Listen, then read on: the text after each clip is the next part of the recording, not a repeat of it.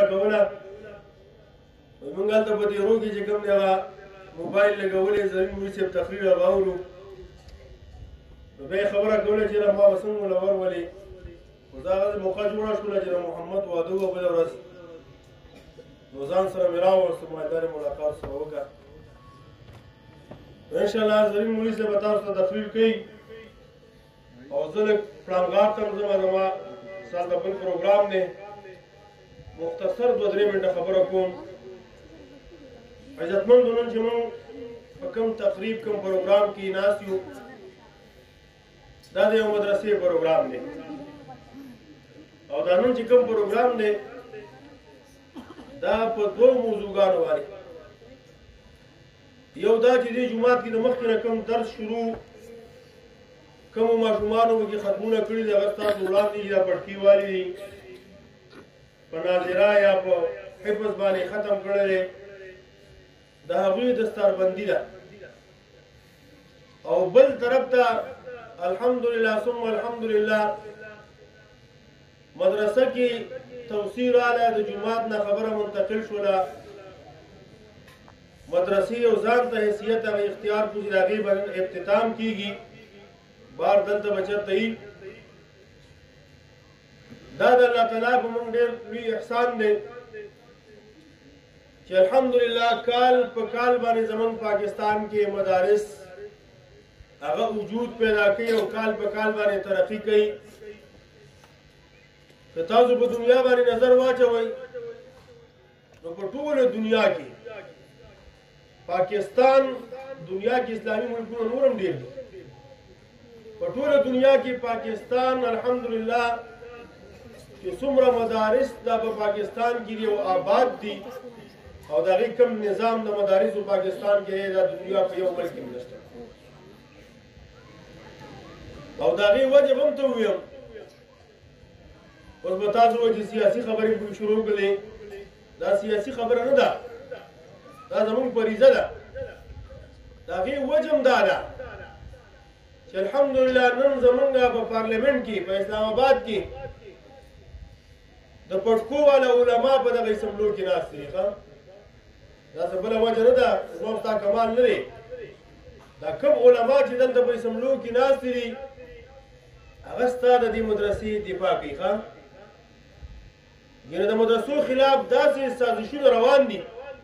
په بین الاقوامي بنیاد باندې چې هغوی یو ورځ هم دا نه غواړي چې ستا مدرسه دې روانه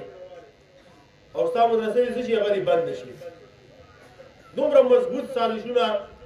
دا نن نه دي روان د نن نه 10 کاله مخکې مو د نن نه 20 کاله مخکې مو والحمدلله چې کوم علما موږ هلته کېنولي دي نو دې نه معلومه شوله چې هغه علماو خپله فریضه ادا کړې ده او تر اوسه پورې چې کوم دی هغه د مدرسې څه کړې ده دفاع یې کړې ده او انشاءالله دې نه اخوا به هم چې کوم دی هغه څه کوي هغه دفاع کوي ما بېګا یو ویډیو کلیپ اورېدو زموږ ډېر یو مشر عالم تېر شوی دی مولانا سرفراز خان صفدر صاحب الله تعالی دې د خبر د مرادو نه ډک کړي د هغوی یو بچی دی زوی دی مولانا زاهد الراشد صاحب ډېر قابل عالم دی هغه په دې موجوده وخت کې د مدرسو خلاف چې کوم سازشونه روان دي په دې باندې خبره کوله او بیا زموږ د موجوده حکومت چې د مدارسو خلاف کوم سازش کوي په هغې باندې هغه یو ویډیو دغه کړې ده ما هغه اورېدو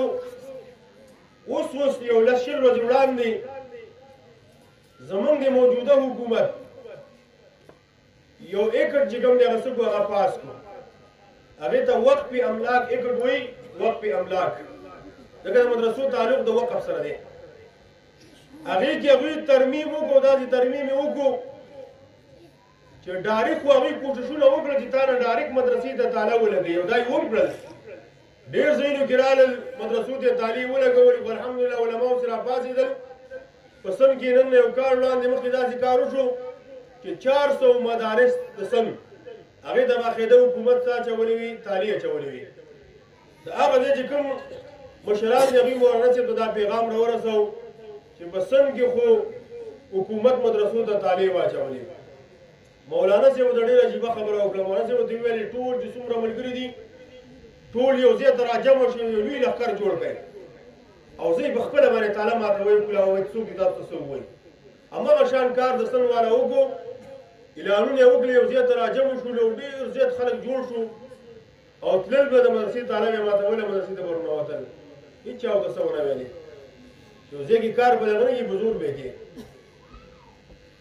نو نن چې کوم دی داسې ډارې کې ډېر کوشش وکړو خو ستا مدرسې نه شوه بندولی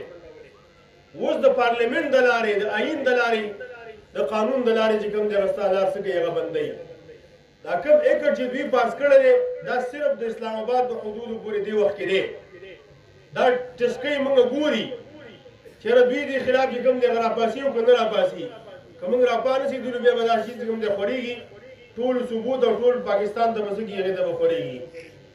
نو دې کې دا څیز دی لکه اصل چې یو واقف وقف کوي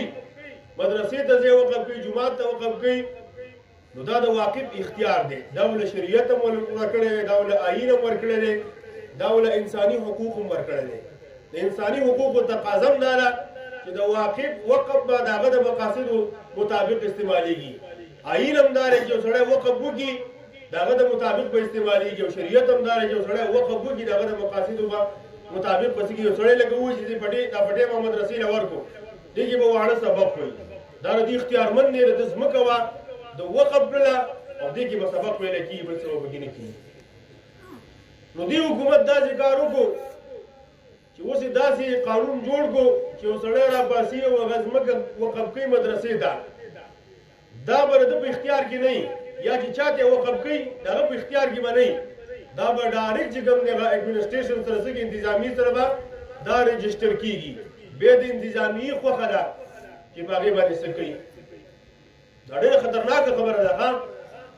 د تا نه اختیار لاړی ډایرکټ چې کوم دی حکومت ته